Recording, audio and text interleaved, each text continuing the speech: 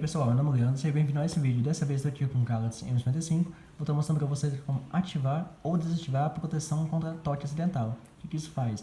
Quando seu telefone estiver no bolso ou em algum local escuro, ele simplesmente vai impedir que a tela seja mexida. Tipo assim, vamos supor, tá no bolso e você fica encostando nela sem querer, né? Então, você pode abrir algum aplicativo, fazer alguma coisa sem querer nele.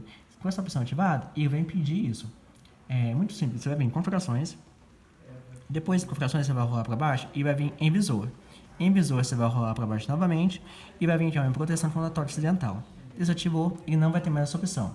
Ativou, ele vai ter essa opção. Muito simples, né? Então, ajudei, gostou do vídeo? Deixe gostei, compartilhe, inscreva-se e marque-se para não perder novos vídeos. Obrigado a cada um de vocês, todos são incríveis. Então, tchau e até a próxima.